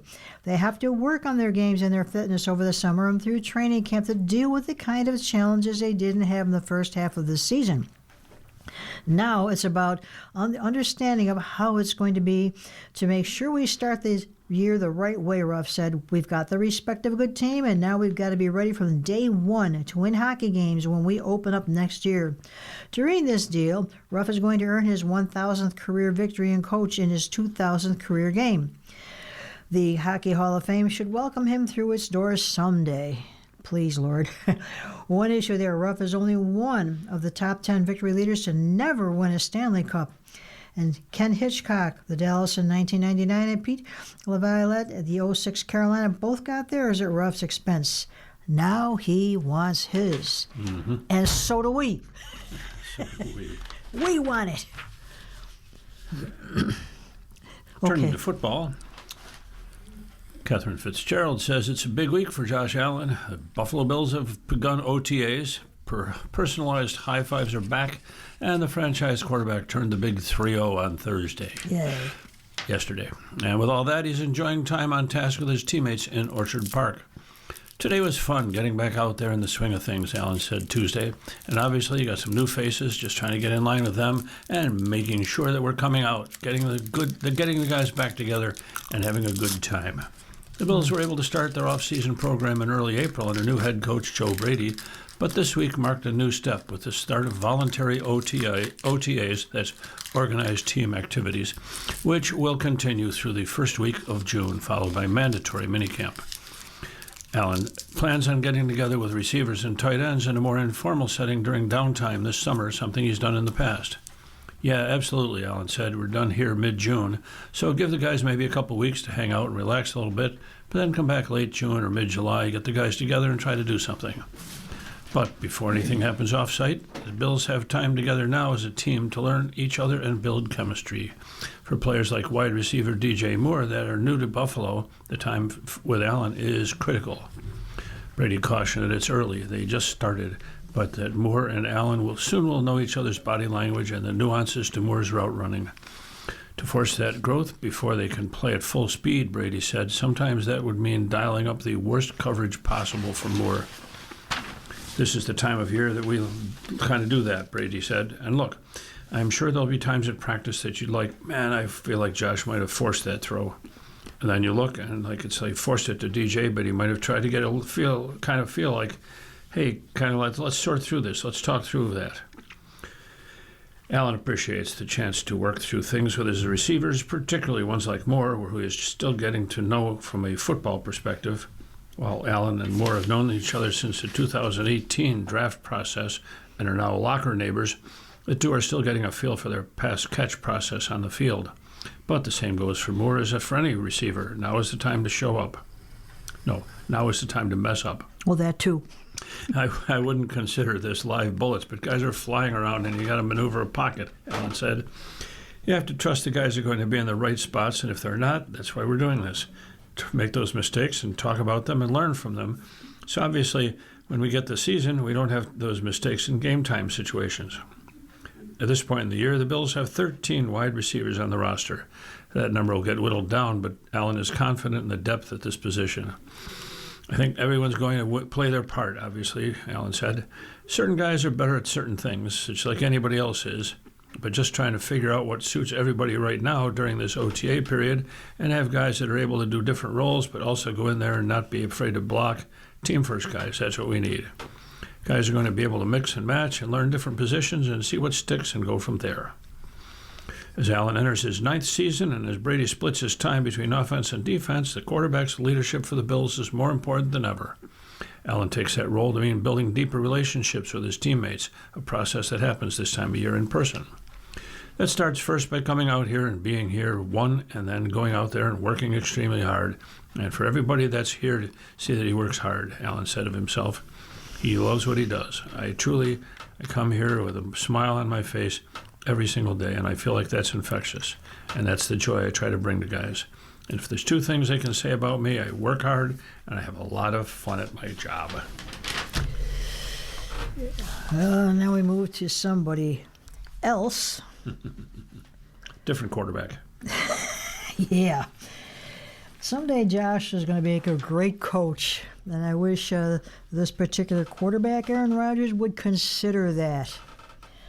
The Steelers' Rodgers to retire after the season. Yeah.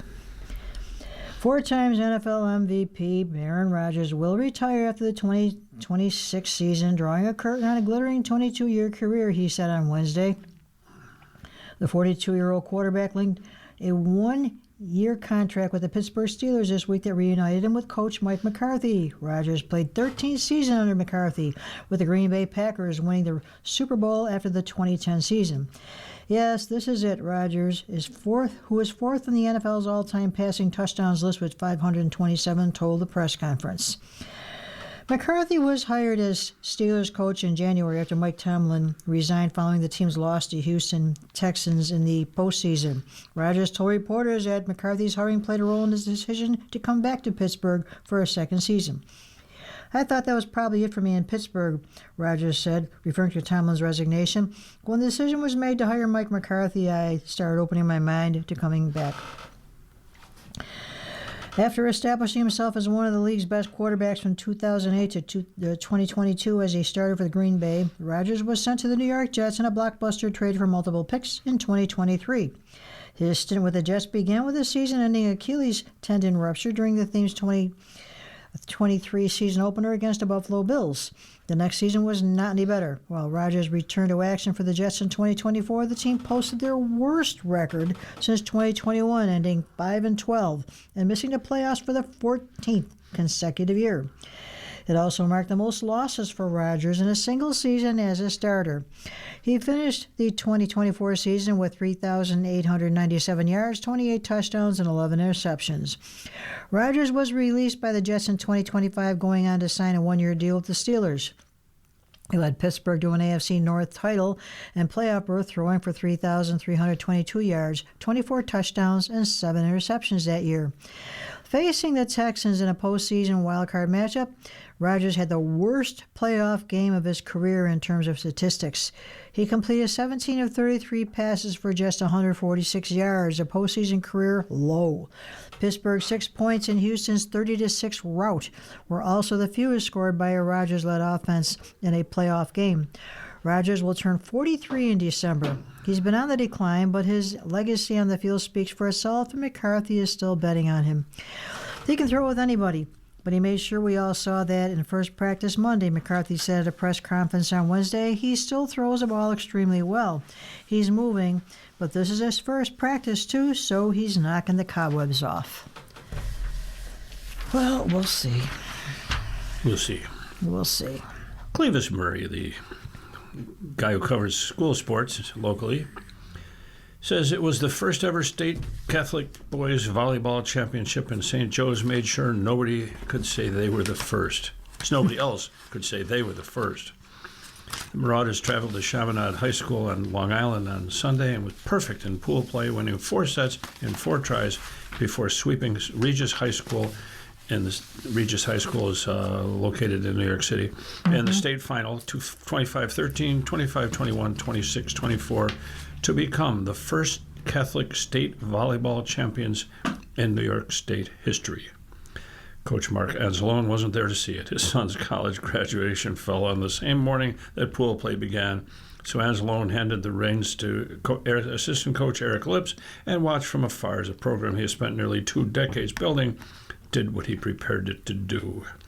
It was an honor and honestly a pleasure that Coach Anzalone would ask me to take on the head coaching role for such a big moment, Lips said. At St. Joe's, family comes first. I think it's important to note that.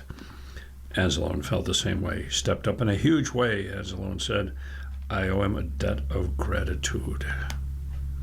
So, first ever state championship for anybody, and St. Joe's has won it. That's in volleyball. Well, you are listening to Reading Today's Buffalo News on your Niagara Frontier Radio Reading Service. It's 32 minutes past the hour. Sports is fun. We should read the whole sports section and forget world news. Well. Oh, well. No, well. We're moving on to advice with our Eric Thompson asking, Eric, dear Eric, I have lived in the same apartment complex for about 10 years.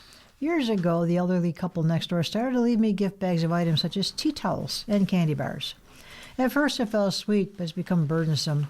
They acknowledge every holiday, including Mother's Day, and I'm not a mother. I'm always reciprocating by giving them back their own bags with token gifts. Last year, my husband made some curmudgeonly remarks about us outdoing one another and the only gifting because we have to. There seemed to be a serious disconnect with at least 2 of the 3 gifting parties. This year, I answered their Valentine gift with a gift back and nicely worded request to reduce the frequency of our gift exchanges to just birthdays and Christmas going forward. I thanked them profusely for the generosity and cited several reactions, most of all my tighter finances and a lack of storage space. Upon seeing the wife out a week after St. Patrick's Day, I was stunned to hear her tell me how much she missed the gift bag from me, as she kept waiting for it outside her door, but it never came. Her demeanor was heartbroken. When I reminded her about both of us scaling back, she added, "Oh, it was never about the money." I'm at a loss. On one hand, I'm proud that I drew a boundary around something draining for me, but I also found her remarks deeply perplexing and felt some shame. Was I wrong to ever broach this issue with them? And it's signed, Gift Giver Seeking Time Off. The answer is, Dear Gift Giver, you did the right thing. This gifting tradition didn't have the intended impact anymore, and it was going to cause resentment if you'd continued without saying something. It seems it already caused resentment for the husband, but that's his responsibility to deal with. I empathize with the wife. It's clear she saw the gift giving as a way to express mutual care and affection, but it's important for her to hear what you're saying right now. I'm not sure that she is. If you want to circle back to this, and I'm not saying you must, you might tell her that you're concerned she felt sad about the St. Patrick's Day gift, and you want to work together to think of another way to express care for each other. While she may be most comfortable showering her love through her gifts, there's freedom for both of you in redefining what a gift is. A simple gesture like a post-it that reads "Happy Insert Holiday" can come to mean just as much in the right context. It's all about getting on the same page about how you're communicating with each other. Yeah. Dear Eric, my mother's 98. She lives independently in a condo and is mentally fully functioning, but can't cook or do housekeeping anymore. My sister and I take turns making her something warm to eat. My sister also does some light housekeeping. This takes 1 or 2 hours each day. My sister does this while her husband is at dialysis 3 times a week at a facility 5 minutes from my mother's. He needs 24/7 care. I am currently in good health but have some medical issues that may eventually make it difficult or impossible to travel. This fall I would like to go to Europe for 3 weeks. I would like to have someone come in 3 times a week while I'm gone to take my place. I would have this person come in ahead of time so that my mother would get to know them and I could show them what needs to be done. My mother does not want anyone other than my sister and me to care for her. My sister's plate is already more than full, so I don't want to add to it. Is it unreasonable of me to expect my mother to accept outside help? And it's signed Perplexed in PA.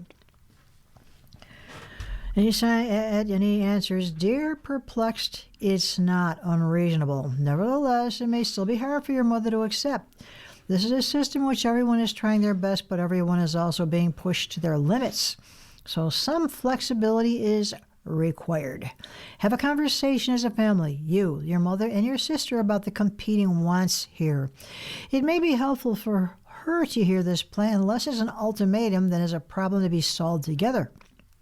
Perhaps there's a family friend who can take your place while you're gone, rather than relying on a stranger, or perhaps there can be a mix. But be clear with your mother about what you can and can't do and ask her, given this reality, what are some solutions you could live with? Difficult situations, but Difficult indeed. I fully understand them. Turning back to the front page, Robert Gavin, the Albany bureau chief for the Buffalo News, reports police would be prohibited from working with federal agencies on civil immigration matters under a bill that was passed by both houses of the state legislature yesterday as part of a $268 billion budget.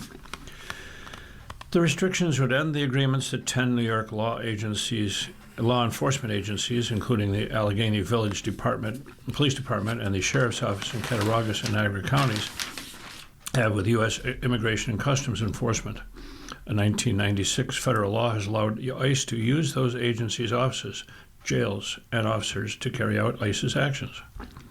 The prohibition of those agreements, which does not prevent collaboration with the agencies on criminal matters, reflects Governor Kathy Hochul's proposed Local Cops, Local Crimes Act, which the governor said would keep local police focused on preventing crimes as opposed to working as deputized federal immigration agents. It was inspired by 2 fatal incidents in Minneapolis, an ICE officer's shooting of Renee Nicole Good, age 37, on January 7th, and the U.S. Customs and Border Protection shooting of Alex Pretty, age 37, on January 24th. New policies will prevent officers from wearing masks or disguise while interacting with the public in the course of their duties. That includes exceptions for officers covering their faces while working undercover or for religious or safety purposes. The bill establishes sensitive locations where immigration officers will be banned from going without a warrant, including houses of worship. This was important to do, Hochul told reporters in Buffalo. It will make New York a leader in addressing ICE overreach while also ensuring that there's no sanctuary for criminals in this state. Hochul said ICE is funded with $85 billion, while her budget devotes $3 billion to statewide policing. This is just an that is just an intimidation tactic, and I don't want to see that any longer with the state of New York, Hochul said. Again, if there's criminals, we will help you. Always have, always will, but we're not going to be involved in civil immigration harassment. The bill will allow litigants to sue federal agencies in state court for repeated violations of their civil rights. Hochul has repeatedly said the family of Nurul Amin Shah Alam, age 56, a mostly blind, non-English speaking refugee from Myanmar, whose death in Buffalo has been ruled a homicide, should be able to sue the federal government over this treatment. On February 19th, Border Patrol agents picked Shah Alam up at the Erie County Jail, then dropped him off outside a closed Tim Hortons on Niagara Street. Shah Alam, who was transported into the frigid temperatures wearing jail-issued booties instead of shoes, was found dead 5 days later. Mr. Alam was turned over to federal immigration, who left him for dead on sub-zero streets in Buffalo, New York. Senator April Baskin, a Democrat from Buffalo, said in discussing why she voted for the bill, "This is what this bill is trying to prevent, another death like tragic one that happened to a resident in my district. Proud to support it." While Hochul has said federal immigration officers have been out of control, her Republican opponent, Nassau County Executive Bruce Blakeman, has defended the agencies and defended his county's agreement with ICE. On Thursday, Senator George Borrello, a Republican from Sunset Bay, criticized the restrictions on immigration enforcement and said they lacked clarity. "I'm not in favor of this. I don't think anyone with common sense should be," Borrello said on the Senate floor. Lawmakers tackled the immigration reform proposal in passing a budget bill to cover public protection and general government, the third of 10 budget bills of a spending plan that was due April 1st. The bill also would prevent the setting of insurance rates based on New Yorkers' education, zip code, and what they do for work. It reflects a bill that had been introduced by Baskin and Assemblymember Jen Lunsford, a Democrat from Parenton, to keep insurers from discriminating against customers due to their age, race, or gender. Baskin told colleagues that Buffalo has a long history of discrimination toward black residents, including insurance companies that use factors such as education, zip code, and employment to force the residents to pay more for insurance. Cap excess profits that auto insurers bring in. Require every 3D printer sold in the state to include technology blocking it from printing a gun, and increasing criminal penalties for the production of ghost guns that lack serial numbers. Allow movie theaters to sell alcoholic beverages. On Wednesday, lawmakers passed an education-related budget bill. They had weeks earlier passed a debt-related budget bill. And finally, lawmakers are expected to return Tuesday to start passing the remainder of the budget bills. Oh, boy. And from Washington News, Trump's revenge tour could cost Republicans in the midterm election. This is from Reuters, Nathan Lane, Bo Erickson, and Joseph X. 16 months into his second presidency, Donald Trump may be as unpopular as he's ever been among the American electorate, but his grip on the core base of MAGA voters remains unshaken, and that power was on full display over the last 2 weeks as Trump ousted a string of fellow Republicans to be considered apostates for not showing him enough personal fealty. The president's revenge tour continued on Tuesday when a hand-picked loyalist defeated Republican Thomas Massie, a frequent critic in a Kentucky nominating contest. But Trump's success in purging the party of dissenters could also hurt his chance of retaining control of Congress in November's midterm elections, some Republican strategists said. Trump's actions appeared aimed at mobilizing his most die-hard supporters rather than reaching out to independent or moderate Republican voters who will likely play a determinative role in highly competitive races. And the Republican candidates in those contests may feel pressure to either tether themselves even more closely to Trump to avoid becoming the latest targets of his ire, even though it may cost them votes outside the Make America Great Again base. Anytime the party in power in the midterm election faces headwinds, the president should be looking to grow his coalition, said Jeff Grappone, a former advisor to several Republican senators. With the Iran war driving energy costs higher, Trump's approval rating was at 35% in a Reuters Ipsos poll that closed on Monday, reflecting growing concern about inflation and the cost of living. And as a note, it's dropped even more. Trump's spring retribution campaign notched its first victory on May 5th when 5 Indiana state senators who had bucked his demand to redraw the state's congressional maps lost to Trump-endorsed challengers, and on Saturday, Republican Senator Bill Cassidy, whose sin was voting to convict Trump. His 2021 impeachment trial over the January 6th attack on the U.S. Capitol finished far behind a Trump-backed candidate, and on Tuesday, Massey, who had cast several votes that angered Trump, was defeated.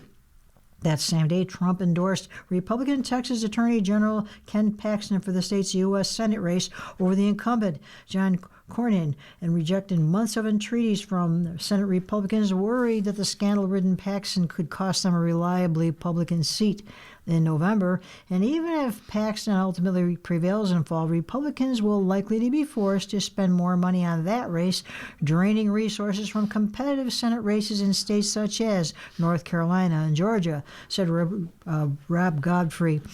The Republican strategist in South Carolina, Chuck Coughlin, a Phoenix-based strategist who left the Republican Party in 2017 and now identifies as an independent, described Trump's latest purges as a purification exercise that could alienate the smaller but significant minority of Republican voters who back Cornyn, Massey, and Cassidy.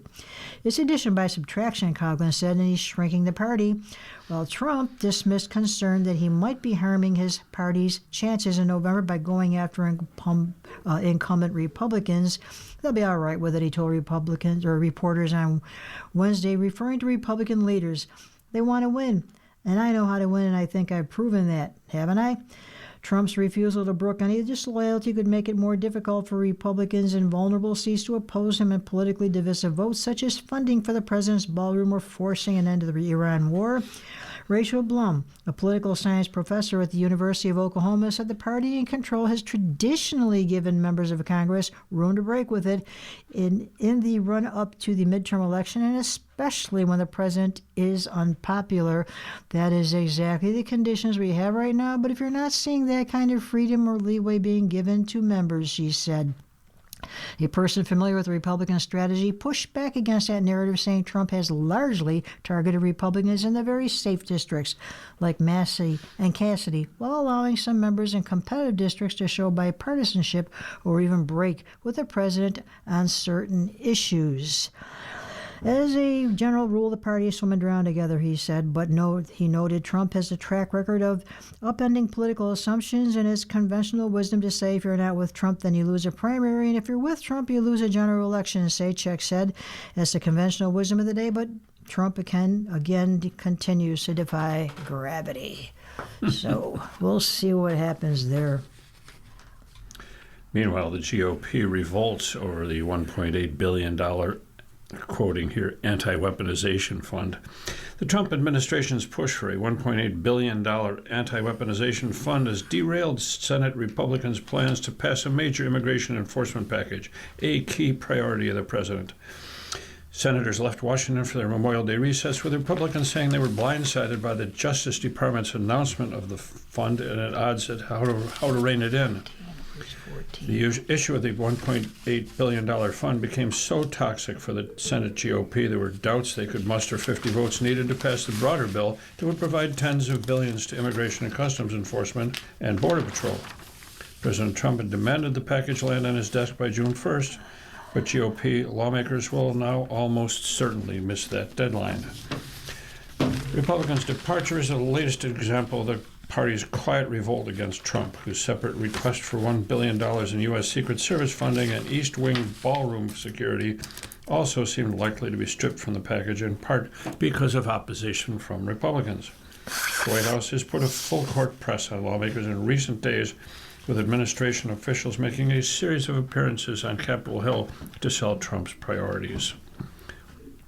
Acting Attorney General Todd Blanche was initially scheduled to go to Minnesota yesterday when he was expected to speak at a press conference about fraud, but instead trekked to the Capitol in an effort to salvage the fund.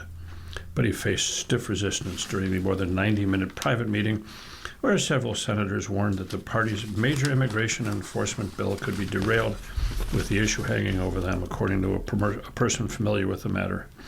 Hardly any members spoke up in the meeting to defend the fund that has now become a political liability for the GOP. Our members have very legitimate questions about it, and we've had some conversations about it. If it's going to be a feature going forward, what it might look like, and how we might make sure that it's fenced in appropriately. Senate Majority Leader John Thune said of the fund ahead of the meeting, which was first reported by Politico. Senator Susan Collins, the top Senate appropriator, told CNN that Blanche hasn't convinced her to support the fund for individuals claiming they had been unfairly treated by past Justice Departments. This is a good time to grab that article from the first quarter hour, the one about... Yeah. I was just about to say that I was looking at these two articles here, and I think I'm going to read this good news here. A good way to wrap up the broadcast, we thought. Yes, so Alan Pergament brings us a great story.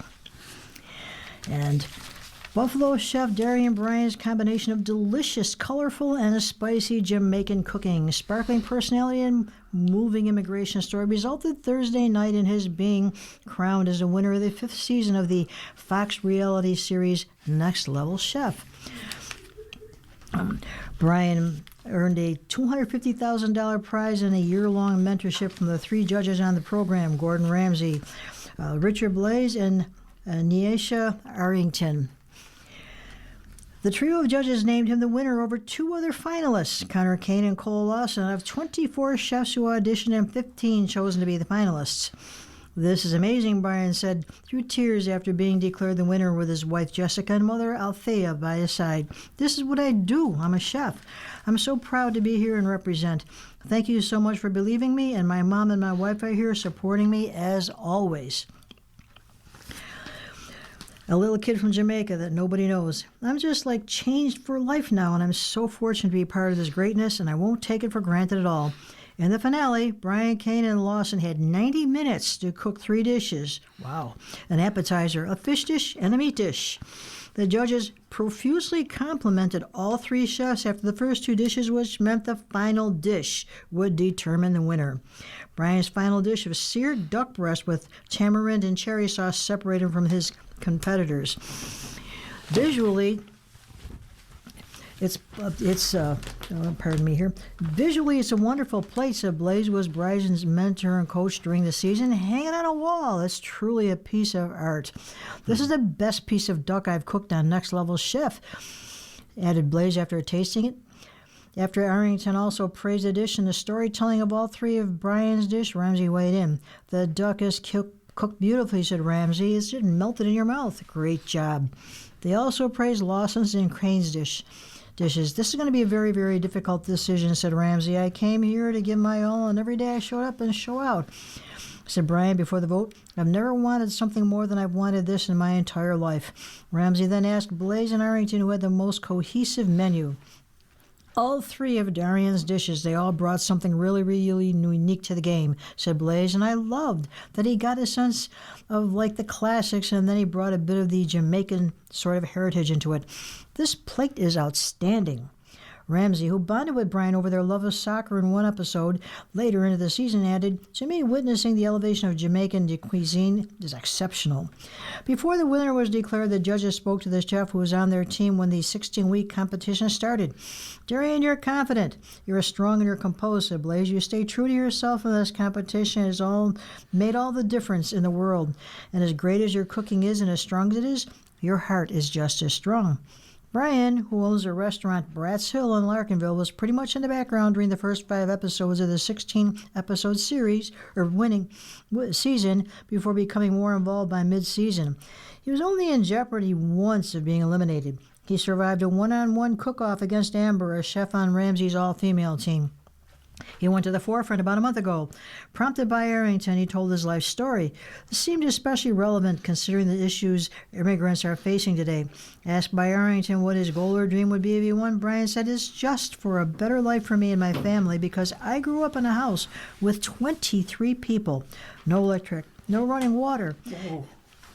And here I have an opportunity to make a different reality. Growing up in Jamaica and to come here in a whole different lifestyle, sometimes it was eat bread, drink water, and go to bed. My mother always told me, do what you can with what you have. That's always in the back of my head, and I'm just here to represent for people who look like us, immigrants that don't think it's possible to make your dream come true, and to show them like it's possible. He might as well have quoted a famous line in a Broadway production of Hamilton, "Immigrants, we get the job done." Brian's next job has already been decided. He and his wife are opening a new restaurant, Reserve Steakhouse, in June at 703 Seneca Street, where Eccles operated before closing at the end of April. So good luck. Huh, like that, right in my backyard. Yeah, well, you can go try it out and let us know. Definitely. Well, Well, it looks like we've kind of reached the end of our broadcast period for today. and we got some great comics while we're at it. Indeed. You've been listening to a reading of articles and features from the Buffalo News for today, Friday, May 22nd. It's, yes, still 2026, right? Yes. We read the Buffalo News live on weekday and Sunday mornings at 9 a.m. and rebroadcast at 4 p.m. So, what do you like in the comic section? There's a couple I know it's visual, but I love Break of Day. We have a judge sitting at a weight bench, and a guy walks up and says, "You must ask permission before approaching the bench." That's great. This guy probably wanted to be a spotter for the judge who lifting that barbell. That's funny. I like the one Zitz is a charmer. Jerry is saying, "Mom, where are my old Pokemon cards? I threw them out years ago." What? How could you? I can't believe you would treat my personal property like that. Why did you want them? Well, Pierce and I were going to set them on fire. That's funny. And then the family circus. It was Billy sitting up in bed, tears flying. "Mommy, I had a frightmare." Oh, If you need any more information on anything you heard today, give us a call at 716-821-5555. Your readers today have been JJ Patak. and Don Williams. Thanks for listening. Welcome summer with your Niagara Frontier Radio Reading Service. We're planning a summer bash bigger and better than ever before. It's Friday, June 26th at Creekside Banquet Facility in Grove, located at the corner of Union Road and William Street in Cheektowaga. You're invited to enjoy a buffet chicken and pasta dinner, your first drink on us, a basket raffle, and Buffalo Music Hall of Fame party band The Boys of Summer from 6 to 9 p.m. Tickets are $50 and support the 160 volunteers who read all the programming offered by Radio Reading. That's Friday, June 26th from 6 to 9 p.m. at Creekside Banquet Facility in Grove in Cheektowaga. Get your tickets now by calling 716-821-5555 extension 3 or online at nfradioreading.org. Thank you to New Era Cap Foundation, Tyverin Law, and Perry's Ice Cream for sponsoring this largest event of the year.